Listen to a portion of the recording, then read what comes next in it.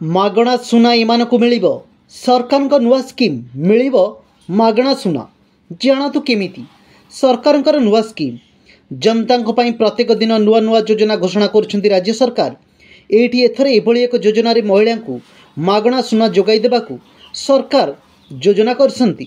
महिलांकु सुविधा जोगाई देबाकू सरकार राज्य रे कल्याणकारी योजना कार्यकारी करुछंती। कोनोसी परिवार प्रति अन्याय कराजिबो नाही सरकार घोषणा करि आछंती। समस्त योजना समस्त योग्य व्यक्तिंग पई उपलब्ध हेबो बोली मुख्यमंत्री कहि आछंती।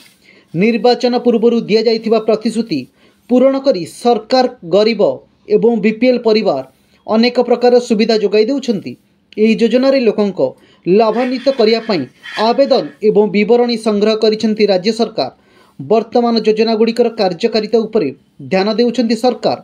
मागणा बस यात्रा स्वास्थ्य योजना आरोग्यश्री सीमा 10 लाख को वृद्धि पाई।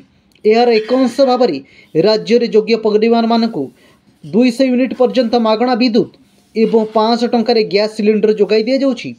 एही क्रम में अनेक बृहत योजना आरंभ करने को मुख्यमंत्री प्रस्तुत अछंती। लोकसभा निर्वाचन पाखई आसुथिबा बेले मुख्यमंत्री गोटे पर गोटे योजना घोषणा करिबारे लागिछंती। निर्वाचन पूर्व घोषणा करा जाइथिबा 6टी ग्यारंटी योजना कार्यकारी करने प्लान प्रस्तुत करा जायछि। एही क्रम में सरकार लोकसभा निर्वाचन पूर्व यथासंभव प्रतिश्रुति पूर्ण करने को उद्यम करुछंती। मार्च 11 तारिख में सरकार एक नुआ आवास योजना आरंभ करिवे बोली स्पष्ट करिछंती। यह महिलांक पई आउ एक लाभदायक योजना आरंभ करने को प्रस्तुत होतिबा जणा पड़छि। महिलांक सह एक विशाल जनसभा ए योजना बाबद आह्वान देइछंती मुख्यमंत्री। एही योजना बहु संख्या रे शामिल हेबाकू कहिछंती। आगामी विधानसभा अधिवेशन रे महिला मानकू खुशी करिबा सह लोकसभा निर्वाचन रे निजर शक्ति प्रदर्शन करिबाकू मुख्यमंत्री आउ 2टी योजना घोषणा करिबाकू ब्लूप्रिंट प्रस्तुत करिछंती।